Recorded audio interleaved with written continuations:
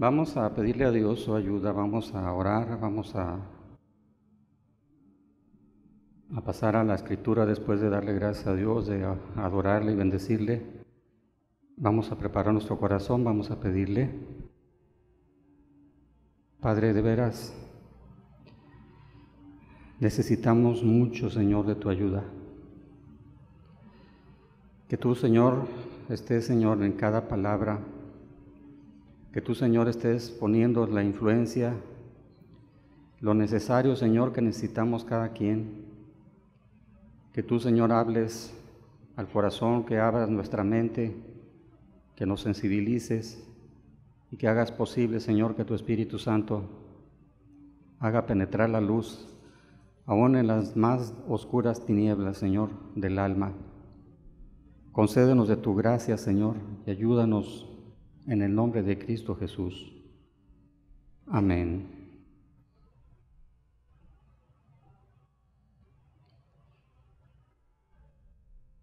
Quisiera que pudiéramos abrir la Biblia en el libro de Daniel, capítulo número 10, en el versículo número 7 y 8.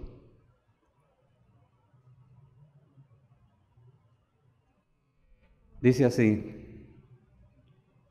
y solo yo, Daniel, vi aquella visión, y no la vieron los hombres que estaban conmigo, sino que se apoderó de ellos un gran temor, y huyeron y se escondieron. Quedé pues yo solo, y vi esta gran visión, y no quedó fuerza en mí. Antes mi fuerza se cambió en desfallecimiento, y no tuve vigor alguno. Daniel, un hombre muy amado por Dios, que sufrió la cautividad también junto con su pueblo. En esos momentos él estaba cautivo en Babilonia y en estos instantes estaba a la orilla de un río y estaba viendo una visión. Tú puedes leer los versículos anteriores a esto y te vas a sorprender de la descripción de lo que él estaba viendo, que veía a un varón, y da la descripción prácticamente idéntica a la visión que tuvo Juan en el libro de Apocalipsis capítulo 1. Un varón vestido de lino, etcétera. El primero y el último, el que estuvo vivo y que murió, que ahora vive por los siglos de los siglos, el Alfa y el Omega, y que su voz era como la multitud de muchas aguas. Prácticamente es lo mismo, es la misma persona. ¿Quién sería? Pues no otro más que Jesús, Cristo, el que vivió, estuvo muerto, mas ahora vive por los siglos de los siglos, el principio y el fin. El que no cambia, el que es por siempre, el Dios Santo, el Dios Eterno, el Dios Todopoderoso. Y mira qué es lo que pasa ante tal visión. Dice: y solo yo, Daniel, vi aquella visión, y dice, y no la vieron los hombres que estaban conmigo, sino que se apoderó de ellos un gran temor, y huyeron y se escondieron. Quedé pues yo solo y vi esta gran visión, y no quedó fuerza en mí. Antes mi fuerza se cambió en desfallecimiento, y no tuve vigor alguno. Ante la presencia del Dios Todopoderoso y Santo, pues hay temor, hay desfallecimiento, falta fuerza, falta vigor, falta ánimo. Totalmente se debilita la persona que está ante Dios. Aquí hay dos aspectos de esa debilidad. La semana pasada hablábamos del desaliento y del desánimo. Pues aquí vemos dos aspectos de ese desaliento que puede presentarse cuando estás ante la presencia de Dios. Uno de ellos, los que se desalientan o se desaniman o se debilitan o sienten temor o se sienten inseguros ante la grandeza y la majestad de Dios y la magnitud de su obra, y se sienten incapaces, se sienten temerosos y asustados ante su esencia, que es la carne es corrupción, el Dios Santo es puro, es inconmovible, es para siempre, nada se le puede esconder, no podemos engañarlo, no podemos mentirle sin que Él sepa que lo estamos haciendo. Ante la presencia de ese Dios tan poderoso, Cristo Jesús, el desfallecimiento puede darse en la persona que está caminando con Él. ¿Qué fue lo que le pasó a Daniel? Que era un hombre santo, un hombre justo, un hombre verdadero, un hombre auténtico, íntegro, igual que Juan, el apóstol, que dice que cayó como muerto, igual que Isaías cuando estuvo ante la presencia de Dios. Muerto soy, dijo. Moisés, al momento de que Dios le demanda una obra y que le dice que vaya, y dice, Señor, envía a otro. Jeremías, cuando Dios le encarga que profetice a su pueblo, ay Señor, dice, que soy niño. Incapacidad, temor, desánimo, inseguridad, es lo que provoca cuando se está ante la presencia de Dios una persona santa y justa. Y por otro lado vemos el otro aspecto, el desánimo, el desaliento. Dice, los hombres que estaban conmigo no la vieron, sino que se apoderó de ellos un gran temor y huyeron y se escondieron. Incredulidad, cobardía, miedo a enfrentar las cosas que Dios quiere, miedo ante la presencia de Dios que demanda, que pide, y que la gente al momento de tener el conocimiento de tal cosa, cuando llega el Evangelio a sus vidas y se le presentan las demandas del Evangelio, pues la gente prácticamente pasa lo que dice aquí. Se apodera de ellos un gran temor, huyen, se esconden. Como Félix, vete, ya hablaré contigo luego. ¿Por qué? Porque la presencia de Dios es lo que provoca en las personas el desaliento y el desánimo. Pero ¿cómo responde Jesús ante estas dos circunstancias? ¿Cómo es que Él responde ante estas dos situaciones? Voy a tomar dos textos de la Biblia, de la Escritura, para poder tratar de entender y que te quede claro qué es lo que hace Jesús ante estas dos circunstancias. En Marcos 6, verso 44,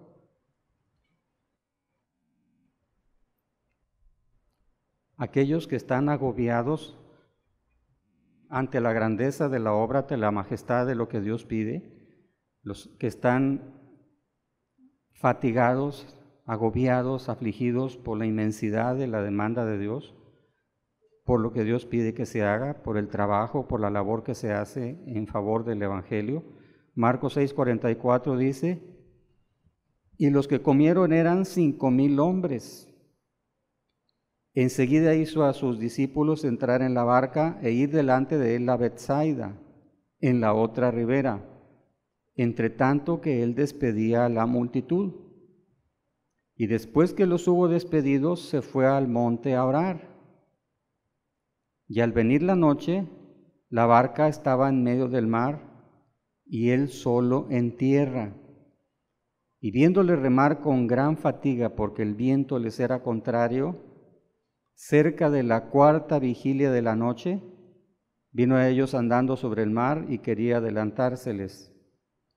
Viéndole ellos andar sobre el mar, pensaron que era un fantasma y gritaron, porque todos le veían y se turbaron.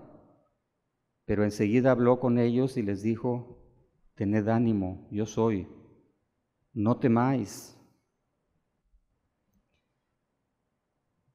Los que comieron eran como 5,000 hombres. Sí habrán leído el pasaje, en donde Jesús, pues al ver la multitud, dice la Escritura que se tuvo compasión de ellos y quiso bendecirlos, quiso suplirles sus necesidades, y ya era tarde y ya estaba el día cayendo, y les quiso dar de comer. Los discípulos le hicieron ver que no había dónde que comprar. Dijo, no vayan, no tienen necesidad, ustedes mismos pueden darle de comer. Y así es que dijeron ellos, pues ¿de dónde? Y le trajeron 5 panes, unos panes y unos peces, y Jesús multiplica delante de todos. Yo no sé, ni tengo idea cómo es que metían la mano y en lugar de acabarse aquello, crecía. Imagínate la grandeza y la magnitud de lo que se estaba viendo en ese momento. ¿Quién puede hacer eso? Metes la mano y en lugar de que mengue aquello, crece. De tal manera que cuando terminaron todos de comer, recogieron 12 canastos, creo que son 12 canastos de lo que quedó. ¿Quién estaba ahí? Era tan grande lo que estaban haciendo, la obra que se estaba haciendo, que los discípulos no se daban abasto, no tenían tiempo ni para comer, dice la Escritura. Imagínate la obra que estaban haciendo y que Jesús les encargó que hicieran, alimentar a la gente, atenderlos, servirlos, que para eso Él vino, para servirnos, y que quiere que hagamos lo mismo. Y los discípulos se dieron a la tarea a hacer lo que Él dijo. Y bendijeron a la gente y se olvidaron de sí mismos y pensaron solamente en lo que Jesús quería que se hiciera y se pusieron a hacerlo. ¿Cómo terminarían el día? Que yo creo que ni habían comido. Agotados, cansados, desfallecientes. Y terminando Jesús les dice, suban a la barca y váyanse a la otra orilla.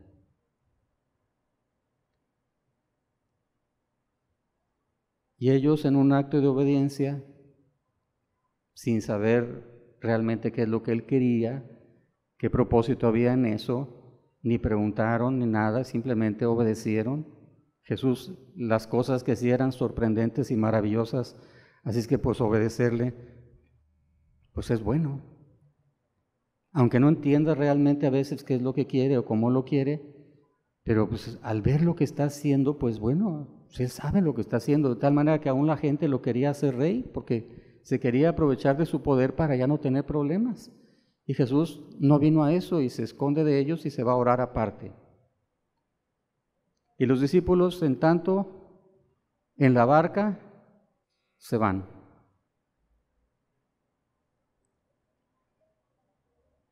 Y en el Evangelio de Juan dice que se levantaba el mar con un gran viento que soplaba.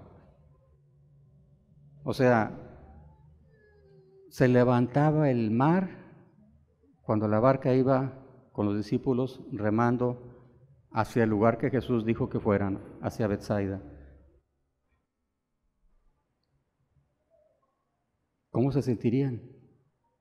Iban remando con el viento en contra, con las olas golpeando y azotando la barca. Dieron las 3 de la mañana y Jesús no llegaba, y ellos todavía en el mar. ¿Te puedes imaginar su estado de ánimo, cómo estarían en esos momentos? Cansados, desfallecidos, sin comer, trabajados, pero obedeciendo a Jesús, haciendo lo que Él quería, sin entender realmente cómo ni para qué se los había pedido, pero ellos obedecieron y ahí van fieles, caminando, esforzándose, luchando en contra de la adversidad, permaneciendo, prevaleciendo, perseverando, pero su estado de ánimo no era el mejor. ¿Te puedes imaginar cómo se sentían a las 3 de la mañana, desde las 9 más o menos que se fueron? Llevaban como 25 o 30 millas, dice también algún pasaje de la Escritura, remando con el viento en contra. Pero 25 estadios, no 25 millas, 25 estadios que equivalen más o menos a algunos 5 kilómetros, remando con el viento en contra. ¿Podrían estar contentos, felices? ¿Cómo se sentirían?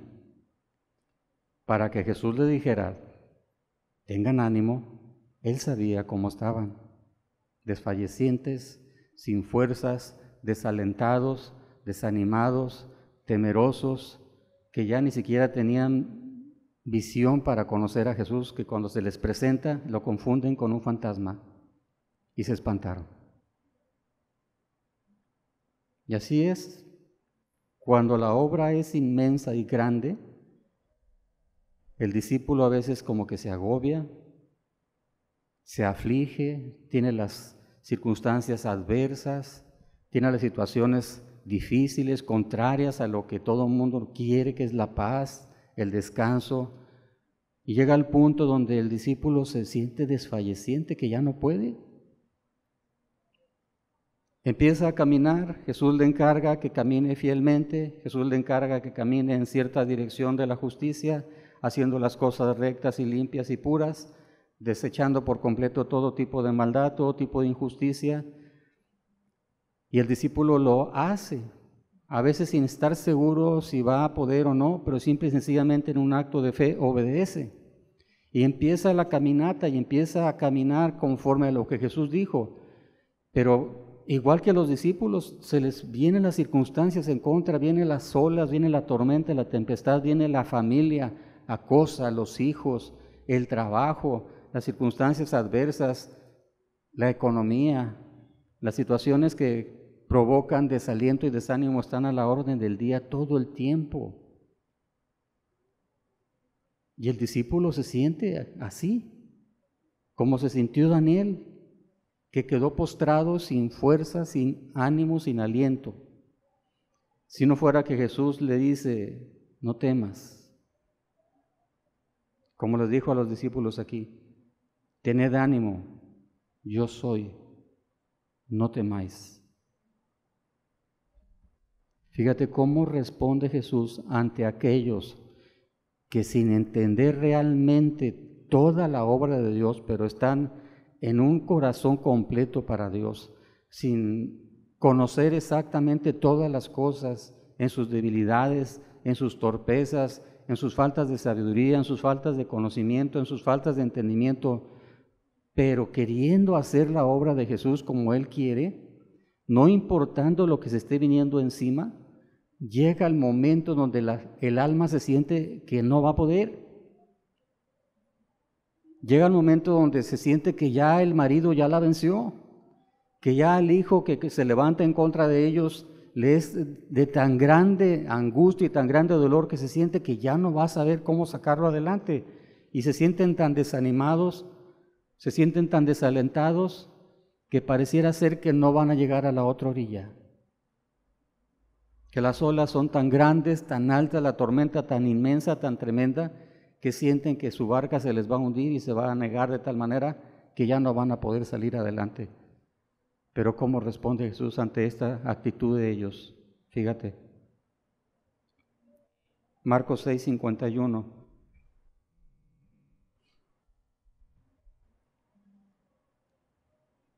Dice, y subió a ellos en la barca, y se calmó el viento. Y ellos se asombraron en gran manera y se maravillaban.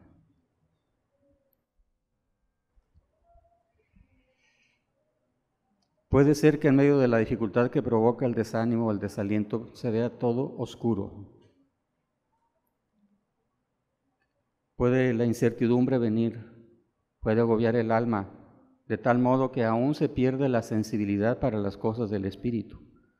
De tal manera que como cuando llegó con ellos que no lo reconocieron, pueda suceder que también así no entiendas la voz de Dios que te está diciendo algunas cosas. Pero cuando dejas que Jesús gobierne tu vida y se suba a tu vida y que esa barca que tú vas llevando la gobierne Él y no tú, mira lo que pasa. Cuando confías en Él a ciegas, cuando confías en Él y crees en Él de todo corazón, si crees de todo corazón, le dijeron al etíope, bien puedes. Fíjate lo que pasa. Se calmó el viento y ellos se asombraron en gran manera y se maravillaban. ¿Qué pasó con el desaliento? ¿Qué pasó con el desánimo? ¿Quién hizo que se calmara esas situaciones adversas que provocaban tal cosa? cualquiera, no quiero saber quién, el más torpe, el más débil, el más ignorante, el más insignificante, puede salir adelante y puede vencer cualquier situación, cualquier circunstancia, si dejas que Jesús sea el que tome el control de tu vida. Y el desaliento podrá venir, sí viene. La incertidumbre, claro, no sé para dónde moverme, qué hacer, no sé cómo resolver esta situación, no sé cómo responder a esta circunstancia, pero si te quedas quieto y esperas en Dios y sigues tú remando y sigues tú caminando y sigues batallando y sigues bregando y sigues luchando ante la adversidad y sigues esperando en Dios, llegará el momento donde Jesús va a aparecer abiertamente en tu vida y te va a decir, mira, no temas, aquí estoy. Y se hace grande bonanza. Nadie puede cambiar las circunstancias de la vida como Jesús lo puede hacer. Y si no las cambia, una cosa es cierta, Él te puede dar de su paz. Es como responde Jesús ante aquellos que están de corazón sincero y abierto confiando en Él, como Daniel, que desfalleciente y todo y postrado y se quedó sin fuerzas ante la grandeza y la majestad de Dios y quizás la obra tan grande. Jesús llega y lo toca, ten ánimo, no temas. Pero ¿qué pasa con la otra actitud?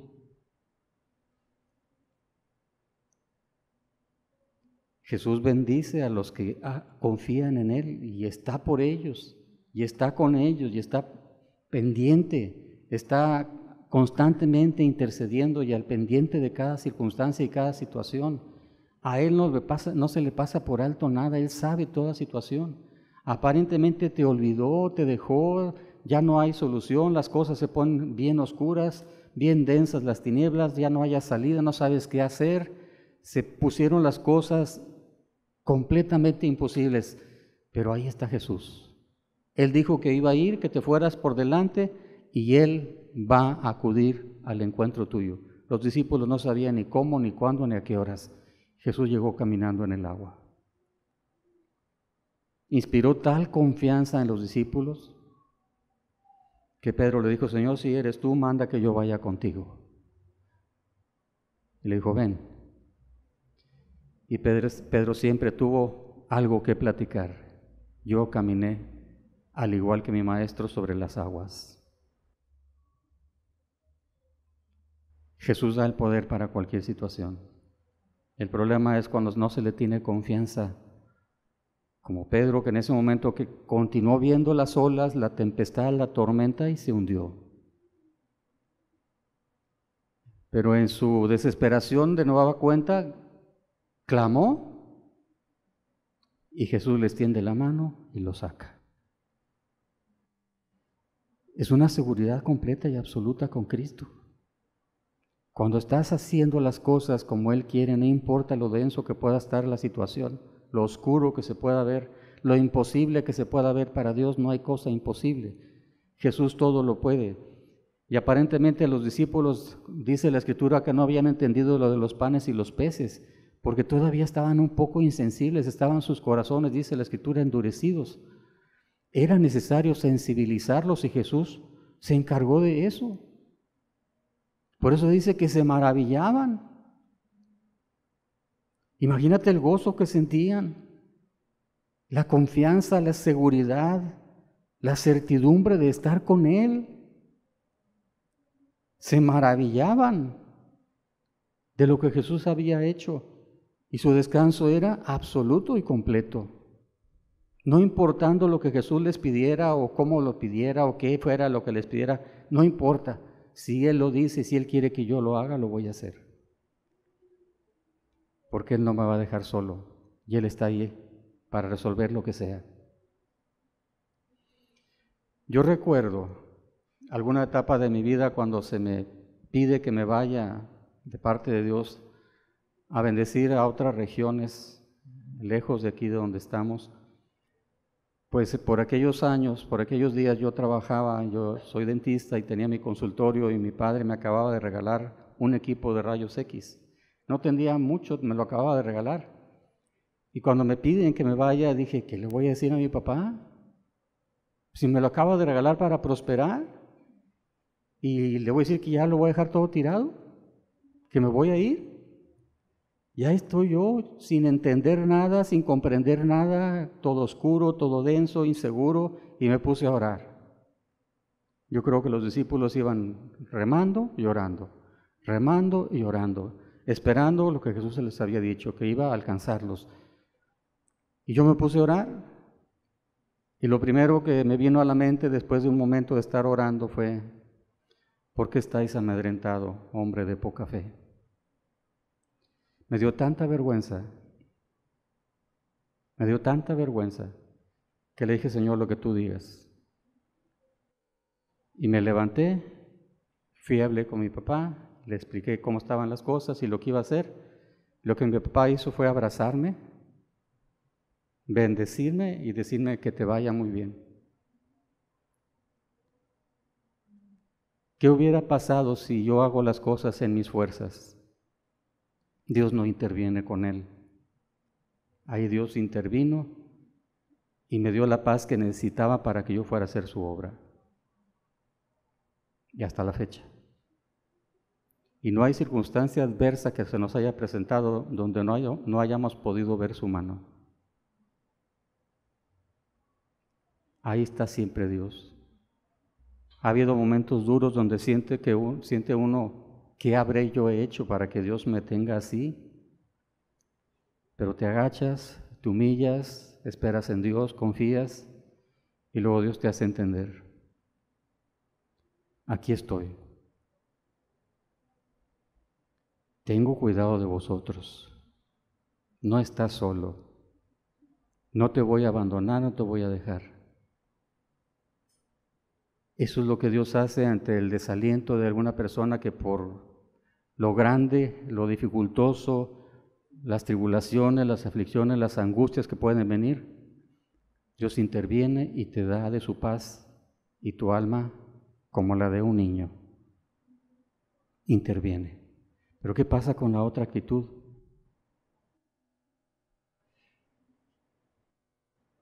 Los cobardes y los incrédulos. En Números 13, capítulo 13, versículo 30.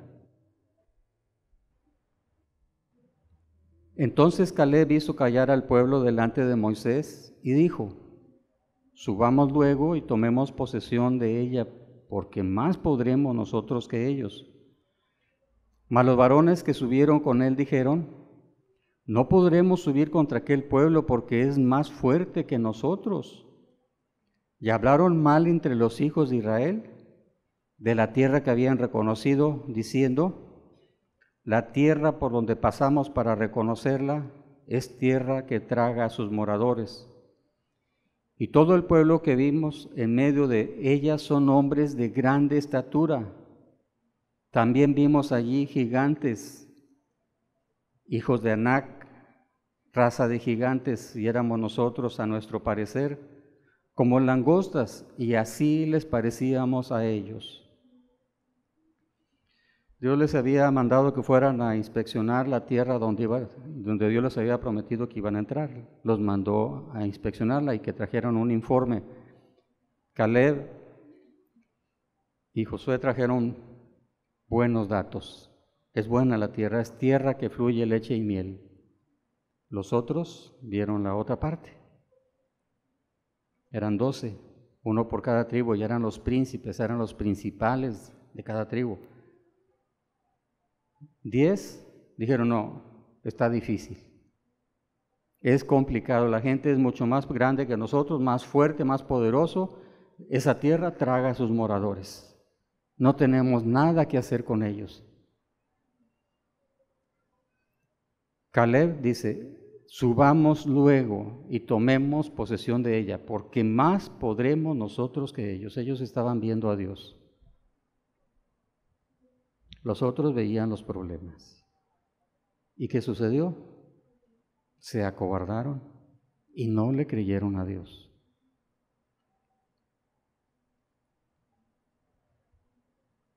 Y la consecuencia fue espantosa. Desanimaron a todo el pueblo, de tal manera que clamaron, gritaron, hicieron luto, dijeron: ¿para qué nos trajo Dios aquí a esta tierra? ¿Para hacernos morir por espada? ¿Para que nuestras mujeres y nuestros hijos sean también víctimas de todo esto? ¿Será mejor que nos regresemos a Egipto? Dios los había salvado de la esclavitud. Dios los había sacado de la muerte que tenían todos los días, esclavos, amargados, tensos, asustados, temerosos ante el látigo y el yugo del faraón. Y los había rescatado y los había llevado por lugares y habían visto sus maravillas, habían visto el mar abrirse, habían visto la columna de fuego, les había dado agua, les había dado las codornices. Cada que clamaban a Dios con amargura, Dios estaba ahí para darles y suplirles todas sus necesidades. Y aquí, ante la adversidad tan grande, ya para entrar, no tuvieron ojos para Dios. Al igual que aquellos varones de Daniel, que no tuvieron ojos para Dios, que se espantaron, se atemorizaron, se amedrentaron y se fueron, huyeron. Y estos estaban con una actitud semejante igual. Y el efecto que produjo esta actitud fue que desalentaron a todos los demás. Y Dios se enoja con ellos y les dice que no van a entrar.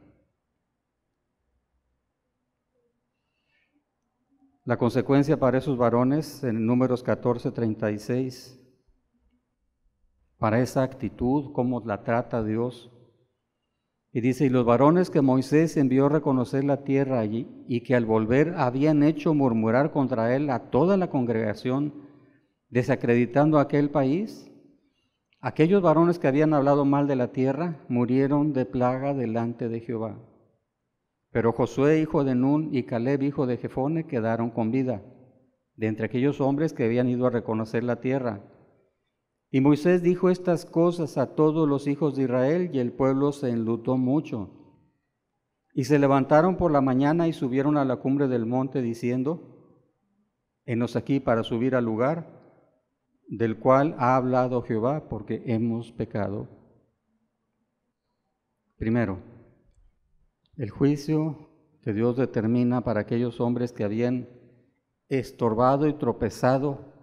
Ellos eran los líderes de sus tribus, y la mayoría de ellos, la inmensa mayoría, ya no quiso seguir adelante. Los tropezaron y quedaron postrados. Murieron de plaga, dice. Fíjate lo que pasa cuando alguien tropieza a los demás con su incredulidad, con su miedo y su cobardía, en lugar de transmitir las verdades de Dios y en lugar de hacer la voluntad de Dios, queriendo ellos honrar a Dios en verdad, en espíritu y en verdad, y que lo único que consiguen con su actitud cobarde y medrosa y temerosa y asustadiza, sin tomar responsabilidades de nada, es que provocan que los demás se desalienten. Y Jesús dijo: ay de aquel porque venga el tropiezo, el juicio llega. Y estos hombres no siguieron adelante, ahí delante de Dios murieron de plaga, dice. Yo no sé qué sería, puede haber sido lepra, puede haber sido cualquier otra cosa, pero no siguieron adelante y Dios se hizo cargo personalmente de ellos. Y cuando Moisés informa de esto a los demás de la congregación, se espantaron, se entristecieron, se dolieron, dice, se enlutaron. El pueblo se enlutó mucho. ¿Qué hicieron? Dice, y se levantaron por la mañana y subieron a la cumbre del monte, diciendo: henos aquí para subir al lugar del cual ha hablado Jehová, porque hemos pecado. Bonita actitud, ¿sí? Es una actitud agradable. Fíjate, la regamos, hicimos mal, ahora nos damos cuenta que no debimos haber actuado así. Señor, aquí estamos listos para ir a donde tú quieres.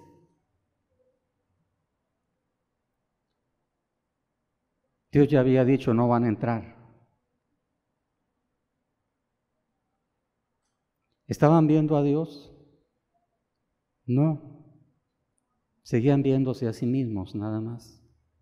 Seguían viendo sus propios intereses, no estaban pensando en Dios, pensaban solo en su propio beneficio. Al ver la consecuencia dijeron, pues es que si hacemos lo que Dios quiere, entonces Dios nos va a dar de su gracia y su misericordia. Y Moisés les dice en el verso 41, y dijo Moisés, ¿por qué quebrantáis el mandamiento de Jehová? Esto tampoco os saldrá bien. No subáis, porque Jehová no está en medio de vosotros.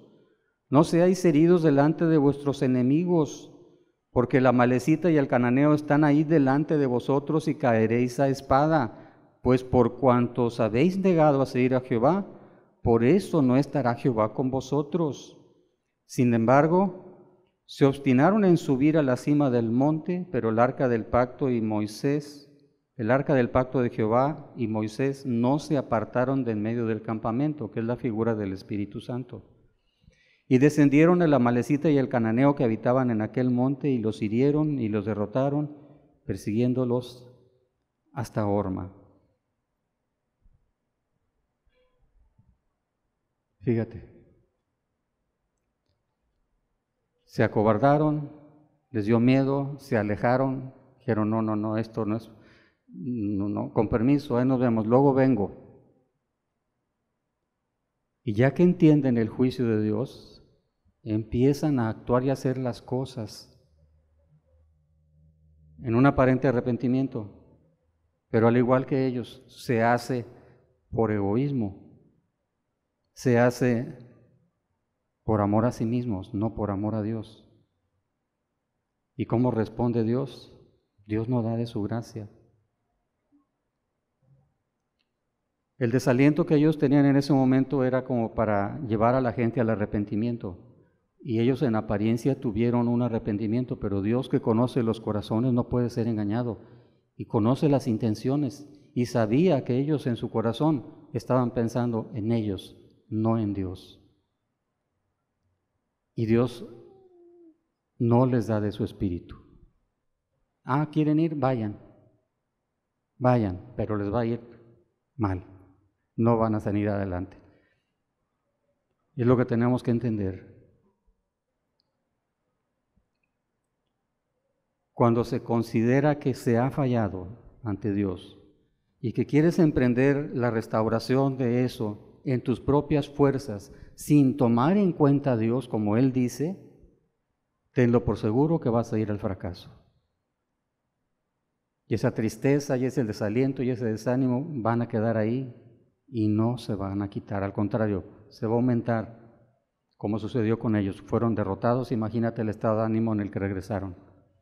Se habían enlutado, se habían desalentado, se habían desanimado. Dijeron, no, pero Dios es bueno y vamos a hacer las cosas como Él dice, y entonces así Dios nos va a dar de su gracia. Moisés les dijo, no hombre, no están pensando bien. ¿Para qué quebrantas lo que Dios ya dijo? Entonces ya no hay esperanza. Alguien que rechaza el Evangelio, alguien que Dios le dice que haga algo y por cobardía no lo hace, por incredulidad se queda sentado donde está y no se mueve. ¿Ya no hay esperanza? Pues si actúas como actuaron estos, no, ya no hay. Pero mira lo que dice en el libro de Lamentaciones. Lamentaciones 3, versículo 25. Dice, bueno es Jehová a los que en Él esperan, al alma que le busca. Bueno es esperar en silencio la salvación de Jehová. Bueno le es al hombre llevar el yugo desde su juventud, que se siente solo y calle, porque es Dios quien se lo impuso. Ponga su boca en el polvo por si aún hay esperanza. Dé la mejilla al que le hiere y sea colmado de afrentas, porque el Señor no desecha para siempre, antes si aflige, también se compadece según la multitud de sus misericordias. En lugar de emprender en tus fuerzas, querer ganarte el favor de Dios, que el pueblo de Israel aquí estaba siendo juzgado por Dios, y aquí Jeremías es el que está hablando estas palabras por el Espíritu, y dice que se siente solo y calle, ponga su boca en el polvo, humíllese delante de Dios, permanezca así, dé la mejilla al que le hiere, sea colmado de afrentas. Van a venir circunstancias duras y adversas de las cuales quizás no seas librado, quiebras, juicios de Dios, azotes, plagas, temores, miedo a la muerte. No emprendas una obra en tus propias fuerzas para poder querer salir de eso. Dice que se siente solo y calle, porque es Dios quien impuso estas cosas. Son juicios, castigos por el pecado que Dios ha establecido. Y dice, dé la mejilla al que le hiere y sea colmado de afrentas. Que acepte los tratos de Dios, que espere por completo en Él sin amargarse, sin quejarse, sin murmurar, que le diga a Dios, Señor, me lo merezco. Es cosa que yo merezco por haber actuado como actué. Que se siente solo y calle, que se humille, que ponga su boca en el polvo, que no se ande alabando a sí mismo, que no ande haciendo cosas y obras para jactarse y decir estoy haciendo las cosas como Dios quiere, tarde que temprano Dios me va a dar de su gracia, no. Porque Dios al que actúa de esta manera lo resiste. Esto es un acto de soberbia cuando no tomas en cuenta a Dios. Cuando te humillas, cuando te quebrantas y reconoces que en verdad mereces lo que estás pasando por lo que hiciste, cómo actuaste, cómo no le creíste, cómo hiciste las cosas de una manera insensata, imprudente. Y si te humillas, Dios dice, Dios da gracia a los humildes. Verso 31 aquí en Lamentaciones 3 dice, el Señor no desecha para siempre. ¿Te sientes desechado? Por causa de que algún momento de tu vida menospreciaste la palabra de Dios, menospreciaste la obra de Dios, no le creíste, te acobardaste ante situaciones adversas, huiste de las situaciones dejando solo a tus hermanos, cuidándote a ti mismo sin tomar en cuenta que lo que Dios quería es que hubiera unidad en medio de los problemas, te acobardaste, dejaste de lado la responsabilidad. Humíllate con Dios. Pon tu boca en el polvo por si aún hay esperanza. La Escritura dice, más vale perro vivo que león muerto. El perro, dentro de su inmundicia y de su suciedad, vivo tiene esperanza. El león, con todo y su poderío, ya muerto, ya no sirve para nada. ¿Tienes vida? ¿Has pecado contra Dios? ¿Has menospreciado por cobardía, por incredulidad, por no sentirte capaz de salir adelante y te sientas y dejas que otros hagan las cosas y tú te acomodas? En lugar de tomar responsabilidades y bregar y luchar y amar y servir como Jesús quiere que se haga, pero dejas que otros lo hagan por miedo, por cobardía, por incredulidad, Dios te puede desechar para siempre. Y quizás ya no entiendes a Dios. Y cuando lo entendiste, el Espíritu Santo se apartó de ti y ya no sientes oportunidad. Aquí dice que Dios no desecha para siempre, pero humíllate. Y que ese desaliento y esa tristeza que sientes esté ahí constante y permanente, esperando por completo en Dios, por si aún quiere darte de su gracia. Por si aún hay esperanza, dice aquí, ponga su boca en el polvo por si aún hay esperanza. Y si dice la Escritura que Dios no desecha para siempre, pues esa puede ser tu esperanza. Que al momento en que tú te humilles, si la Escritura dice que Dios da gracia a los humildes, al que se sabe humillar, mas aquellos que en sus fuerzas quieren hacer las cosas, va a ser fracaso seguro.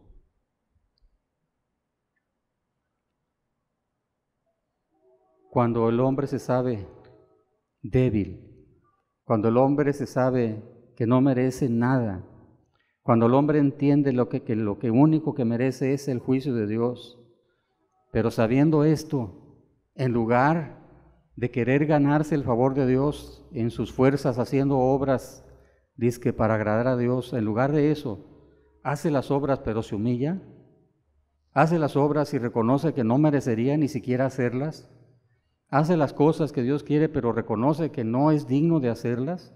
Si se humilla delante de Dios y permanece en esa actitud, mira, la esperanza está abierta. Y a lo mejor ya no ves cosas que quizás podrías ver en todo su esplendor y magnitud, pero podrías decir, Señor, me basta tu gracia. Me basta tu gracia. A lo mejor ya no tienes comunión con los santos, a lo mejor ya no tienes oportunidad de salvar un alma, a lo mejor ya se te cierra la puerta para muchas cosas, pero estás en la gracia de Dios. Y eso es más que motivo de agradecimiento, más que motivo de estar contento y satisfecho y pleno, porque sabías que lo único que merecías es que Dios te desechara para siempre, mas sin embargo, en sus múltiples misericordias, por cuanto has sabido humillarte y has querido amar a Dios, dice aquí que Él, dice, se compadece según la multitud de sus misericordias.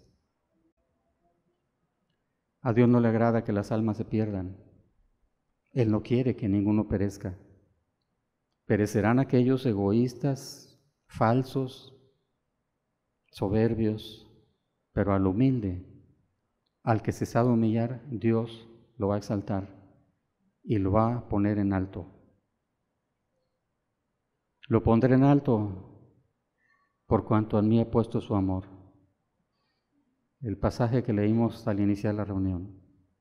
Le haré conocer mi salvación. Podrá estar conmigo para siempre. Medita en estas cosas, profundiza en ellas y que Dios te dé de su gracia. Entiéndelas, pide a Dios de su ayuda y sabe humillarte con Dios. Aprende a humillarte. Cerremos los ojos. De veras, Jesús, pareciera algo tan complicado, Señor, humillarse. Pareciera ser, Señor, que el mundo no entiende qué es la humildad, Señor. Que, Señor, la petición es que tú des esa gracia, Señor, de entender el corazón que es engañoso y perverso, Señor. Y que podamos de verdad, Señor, saber humillarnos y saber entender en la posición en la que estamos y entender nuestra necesidad, Señor. Y quebrantar el corazón y no caminar en soberbia, porque ¿qué somos, Señor? Por más tiempo que tengamos caminando, por más que nos consideremos algo, Señor, la Escritura dice que no somos nada. Cuánta necesidad hay que tú, Señor, alumbres la mente y el corazón de todos los que estamos aquí. Y que tú te glorifiques, Señor. Cuando alguien entiende por tu gracia, Señor, lo que tú quieres, el que se lleva toda la gloria y la honra eres tú, Señor. Porque sin ti, Señor, nuestros sentidos están bloqueados, nuestros sentidos están, Señor, embotados, y no se entiende, Señor, realmente la actitud que tú quieres en el corazón. Concede gracia para saber humillarnos, Señor, día con día, hasta que tú vengas. En esta actitud, Señor, tú permanecerás en tu gracia para aquellos con los que te creen. De veras, Señor, ayúdanos a comprenderlo y a entenderlo, para que tú seas glorificado, Señor, para que tú seas honrado. Gracias por estas palabras, Señor, Ayuda a que no se vayan, Señor, de la mente como agua entre los dedos, Señor. Permite que las podamos profundizar y meditar, y que sea tu Espíritu Santo que las pueda poner como un sello en el corazón. De veras, Señor, ayúdanos. Ayúdanos en el nombre de Cristo Jesús. Amén.